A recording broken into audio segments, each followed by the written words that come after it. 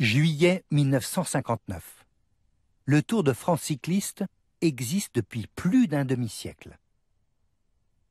Selon ses organisateurs, la course attire tous les étés plus de 10 millions de spectateurs sur les routes de France et des pays voisins qu'elle traverse. Depuis 1903, les reporters des compagnies de cinéma et maintenant de la télévision française sont passés maîtres dans l'art de filmer cette compétition. Cette année, pour la première fois, une épreuve de montagne est filmée d'un hélicoptère. Ces images vidéo passent à la télévision et en direct dans 9 pays, du jamais vu. Pourtant, elles sont assez décevantes, ces images, par rapport à ce que le public a l'habitude de voir. Elles ont coûté une fortune, mais elles sont tellement tremblantes, tellement floues, qu'il est presque impossible de reconnaître les maillots de ces deux coureurs qui peinent en côte. Alors quel intérêt? Pourquoi avoir choisi de filmer en hélicoptère une étape de montagne? Un demi-siècle plus tard, c'est dans plus de 120 pays que des images comme celle-ci sont maintenant diffusées. Le Tour de France est devenu la plus prestigieuse de toutes les compétitions cyclistes. Revenons en 1959, le 25 juin au matin, à Mulhouse. C'est le maire, Émile Muller, qui a l'honneur de couper le ruban pour lancer le 46e Tour de France. Selon la tradition, les coureurs défilent avant le départ de la première épreuve, prévue à 10h30. Et c'est parti. 23 jours de course et plus de 4000 km à parcourir. C'est la plus longue de toutes les courses cyclistes au monde. À peine plus de la moitié des 120 coureurs vont arriver au bout. Dans la voiture, en imperméable blanc, c'est Jacques Godet. Tous les journalistes l'appellent respectueusement Monsieur Godet. C'est le patron du plus populaire des journaux de sport, l'Équipe. Et depuis 1934, c'est lui qui organise et dirige le Tour de France. Le peloton traverse un passage à niveau. Et pourtant, là-bas, il y a bien un train. Mais le conducteur n'a pas hésité à s'arrêter en rase campagne pour laisser passer les cyclistes. Et les passagers sont même autorisés à descendre des voitures. Les premières étapes, c'est pour la mise en jambe.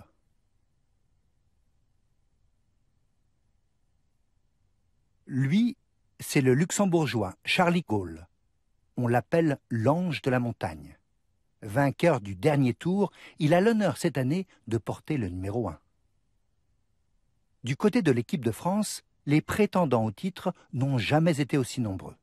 La bataille va être acharnée. Celui qui s'arrête déjà, c'est un Français, Louison Bobet. Avec quelques autres coureurs, Bobet a le rare privilège de porter son nom sur son cuissard. Pourquoi cet arrêt? Pour se faire pommader le genou par un soigneur. Mais comment le caméraman qui filme s'est-il retrouvé là au bon moment? C'est tout simple. Renvoyons l'arrivée de Bobet. Le triple champion du Tour de France a fait savoir qu'il avait besoin d'aide. L'homme en imperméable a été envoyé en avant du peloton avec un motard. Un caméraman et des photographes l'ont suivi. La presse engrange des images et le héros peut reprendre la course. Cette année, le Tour de France est parti de Mulhouse, en direction du nord. Il traverse le Luxembourg, la Belgique, puis de retour en France, longe toute la côte ouest, passe par les Pyrénées, le centre, les Alpes en Italie et en Suisse, avant de rejoindre Paris, comme tous les ans. Cette fois sont prévues 6 retransmissions en direct. À Namur, en Belgique, au col d'Aspin, au Puy de Dôme, au col de l'Iseran, à Saint-Vincent et à Paris. Des coureurs qui passent devant nous, presque tous, dans ce peloton, un peloton très étiré. Voilà les images de la première retransmission, lors de l'arrivée à Namur. Ces images passent en direct à la télévision. Bien sûr, la qualité est un peu décevante, mais en 1959, c'est encore une belle prouesse technique.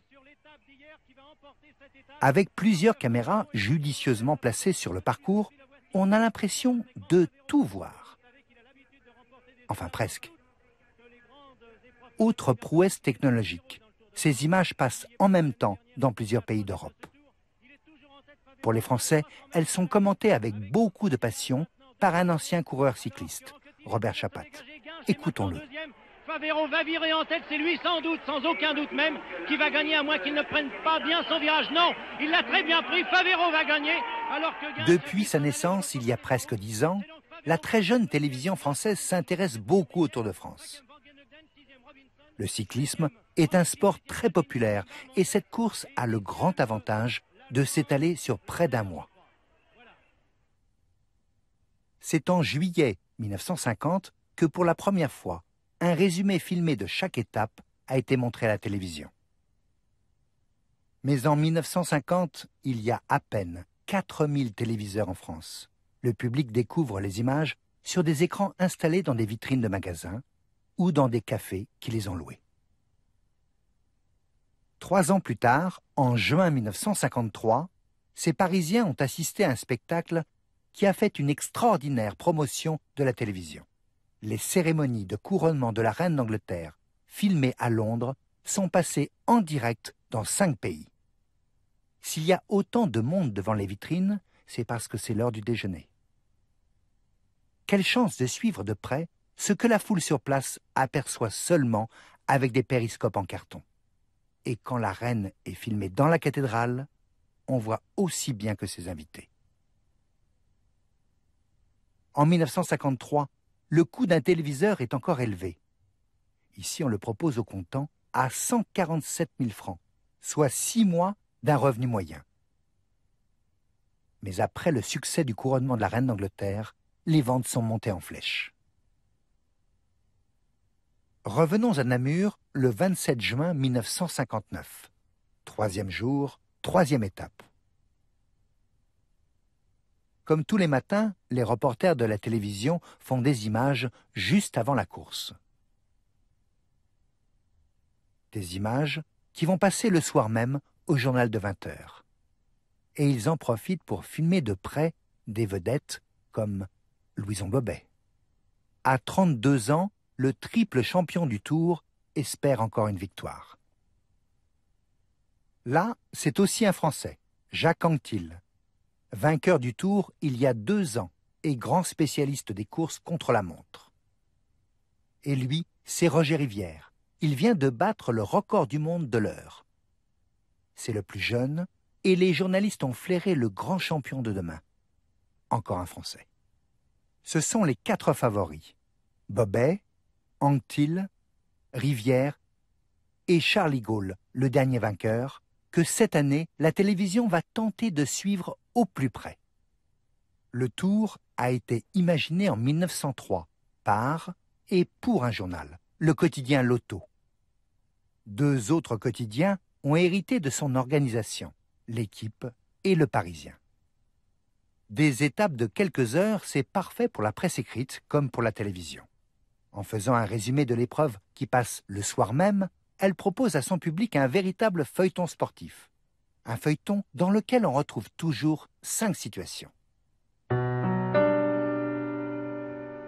Première situation, les paysages.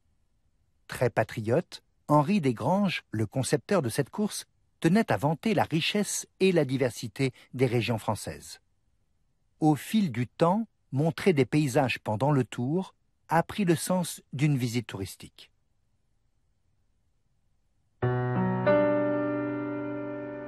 Deuxième situation, le rituel du départ.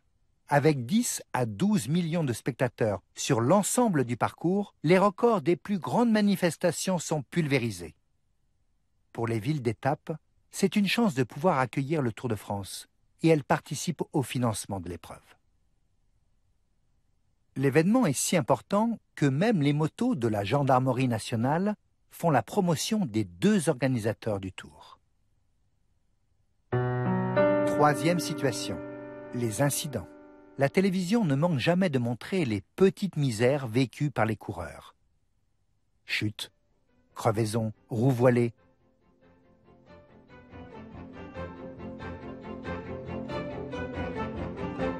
Les petits incidents sont fréquents sur le Tour.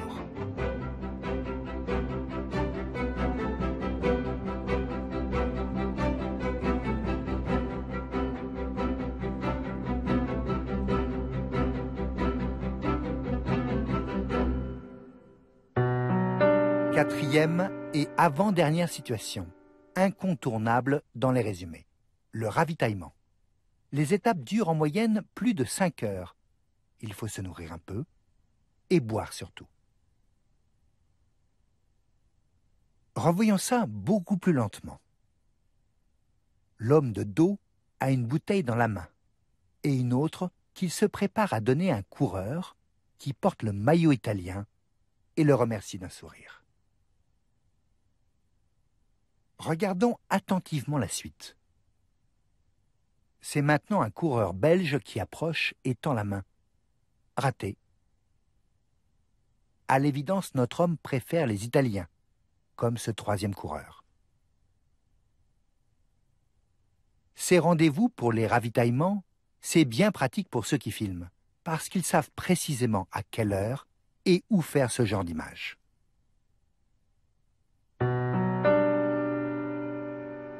Cinquième et dernière situation, l'arrivée. En 1959, presque toutes les arrivées ont lieu sur un vélodrome ou un stade. C'est spectaculaire, mais ce n'est pas la seule raison. Le Tour de France est une entreprise qui coûte extrêmement cher, 80 millions, une fortune. Alors les places payantes, c'est une recette qui compte beaucoup. Voilà l'arrivée à Roubaix pour la 3e étape. Là, c'est l'arrivée de la 8e étape au vélodrome de Bordeaux. Et puis, il y a le baiser au vainqueur, ici à la 4e étape. Là, à la 5e. Et à la 13e, à Aurillac. Quant au rituel du maillot jaune, il date du Tour 1919. Et pourquoi cette couleur? Parce que c'était celle du papier du journal Lotto, son sponsor. Un instant. Là, sur ce maillot, ces 2 lettres stylisées, un H et un D, ce sont les initiales du fondateur Henri Desgranges. Encore maintenant, on les retrouve sur tous les maillots jaunes. Comme là, en 2008, sur celui de l'Australien Cadel Evans. Les jours où il n'y a pas d'épreuve, la télévision en profite pour faire un peu d'autopromotion. Elle montre à son public les prouesses de ses reporters. Ni casque, ni tenue de protection. Et celui qui filme est même en bras de chemise. Encore une fois, sa caméra, une belle Howell, avec une autonomie de moins de 3 minutes de film, 16 mm, noir et blanc. Les images que nous regardons sont probablement faites avec le même modèle. Une bobine de 3 minutes de film, c'est peu. Il faut être économe, chaque seconde compte. Et maintenant commence une étonnante course contre la montre. Une autre prouesse dont la télévision est assez fière. Revoyons ça. La petite bobine terminée est vite confiée à un motard, qui va d'un caméraman à l'autre et file ensuite livrer tous leurs films à un laboratoire aménagé dans un camion. Les images sont développées au plus vite. Puis elles sont rapidement montées et un commentaire du résumé de l'étape du jour est enregistré. Sans perdre une seconde, le reportage est ensuite livré à un hélicoptère qui va le déposer à la station de télévision la plus proche. Et à 20h, les spectateurs auront leur résumé en images de l'étape du jour. Belle performance. Cette année, sur le Tour, il y a 3 caméramans à moto. Avec leurs images, on est au cœur de l'événement. Le spectateur a l'impression d'être dans la course. En revanche, pour ceux qui filment, c'est un peu de l'équilibrisme. Déjà, en 1910, les reporters faisaient leur possible pour filmer les coureurs en travelling. Mais ces images sont prises depuis une voiture. Impossible de tourner la manivelle d'une caméra en étant assis à l'arrière d'une moto. En 1910, c'est la première fois que le Tour de France dispose de 2 véhicules pour suivre ou précéder les coureurs et les surveiller plus facilement. Parce qu'il y a des resquilleurs, des cyclistes ont même triché en prenant le train. Les organisateurs font maintenant des contrôles au départ, sur la route et aux arrivées, comme ici, à Mantes-la-Jolie, le 31 juillet. Les coureurs vont signer là, sur cette table, et après, on va leur offrir à boire. Ils sont partis à 6h30 ce matin de la ville de Caen, qui est à 209 km. Les voilà. Il est à peu près 13h30 et ils roulent donc depuis 7 heures. Cette année, 3 marques de vélos ont engagé des coureurs. Lui, par exemple, il court pour la marque Legnano. C'est un Italien, Ernesto Azzini. C'est d'ailleurs lui qui va gagner l'étape.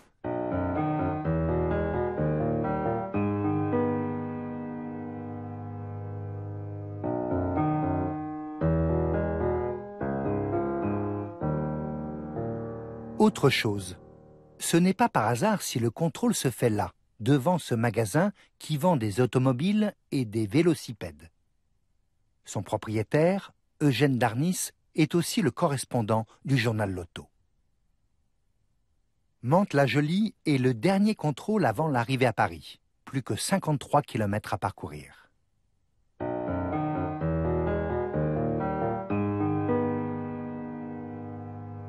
Et voilà l'arrivée au vélodrome du Parc des Princes. Il vient de pleuvoir. La chaussée est boueuse et très glissante. Inauguré en 1897, le vélodrome est géré par le directeur du journal Lotto.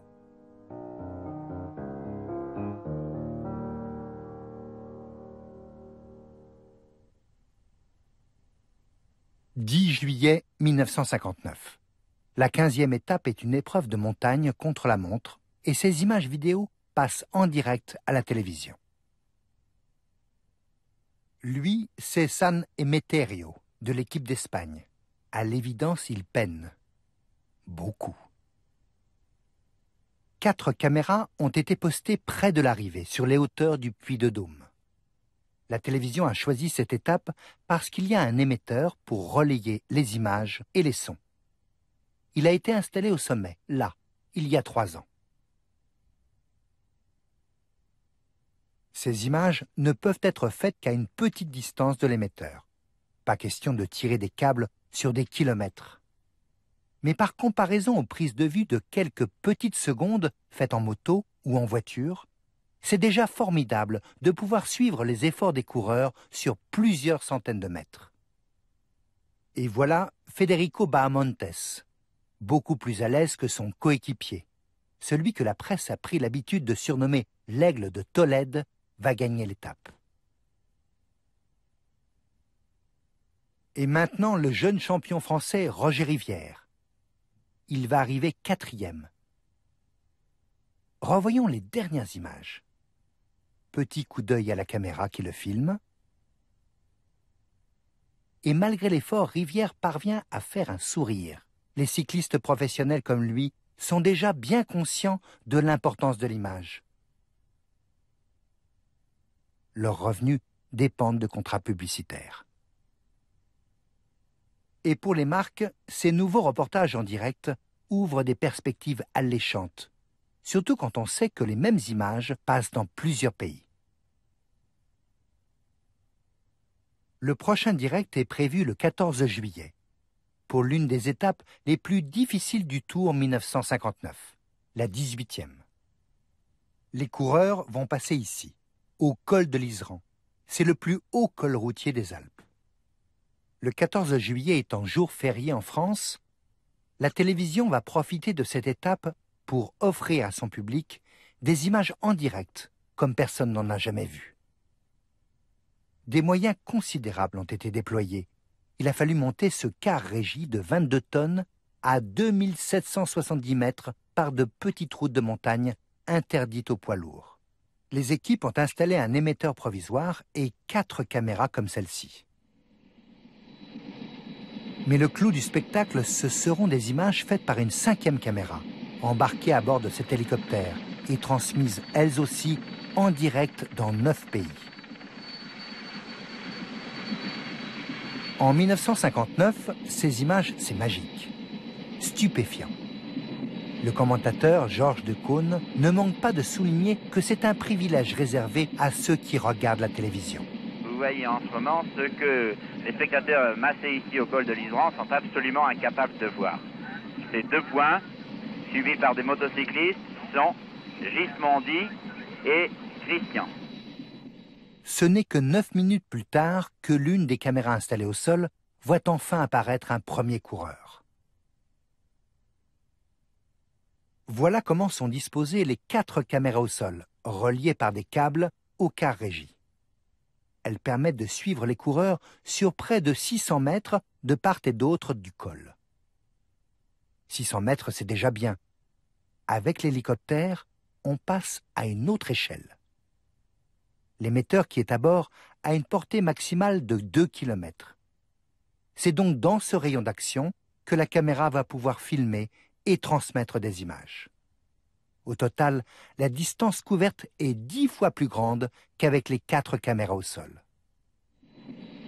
Ces prises de vue réalisées le 14 juillet 1959, c'est le début d'une aventure télévisuelle grâce à laquelle le Tour de France va devenir le spectacle sportif que nous connaissons.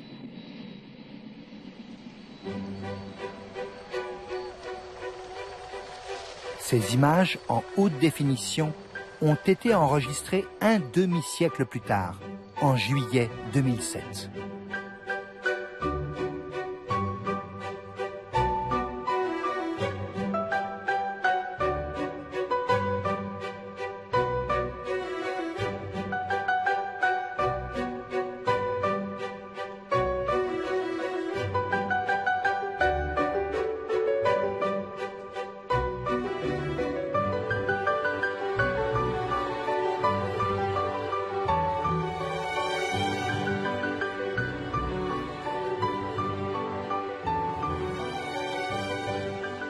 Et ces prises de vue faites à moto trouvent elles aussi leur origine dans l'expérience de 1959.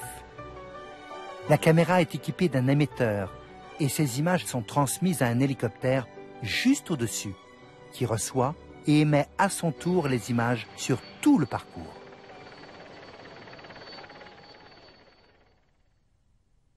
Revenons à la 18e étape du Tour, le 14 juillet 1959. Pendant que la télévision innove, invente, c'est encore une petite caméra film qui, depuis une moto, réussit à capter une scène émouvante pour les nombreux admirateurs de Louison Bobet. Épuisé, le célèbre champion flanche. Il n'est pas loin de jeter l'éponge et regarde ailleurs. Revoyons ça. Le motard ralentit pour que la caméra passe très près de Bobet, qui feint de l'ignorer. C'est au cours de cette étape qu'il va définitivement abandonner le Tour de France. Pendant ce temps-là, l'Espagnol Bahamontes et le Luxembourgeois Gaulle, avec son numéro 1, sont une nouvelle fois roue dans roue. La veille déjà, à la 17e étape, ils ont été très remarqués. Federico Bahamontes, que l'on voit là, a hérité du maillot jaune, et c'est Charlie Gaulle qui a gagné l'étape. Bahamontes va garder le maillot jaune encore 5 étapes, jusqu'à l'arrivée à Paris, où il sera déclaré vainqueur du Tour de France 1959. Et les 3 favoris français? Louison Bobet a abandonné. Quant à Jacques Anquetil et Roger Rivière, son concurrent direct, ils ont beaucoup déçu leur public, au point d'être sifflés.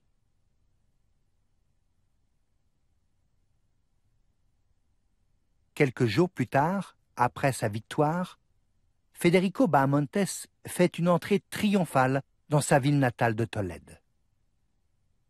Les autorités de la ville lui ont prévu une escorte composée de 4 cyclistes. C'est la première fois qu'un Espagnol remporte le Tour de France. Du côté des médias, pas de télévision. En Espagne, elle est à peine née. Seules les actualités au cinéma, la presse écrite et la radio vont rapporter l'événement. Aujourd'hui, ces images du champion de la plus célèbre des courses cyclistes seraient passées dans plus de 120 pays. La semaine prochaine, Mystère d'Archives revient sur le 5 juin 1989. Ce jour-là, place Tiananmen à Pékin, un homme barrait la route au char.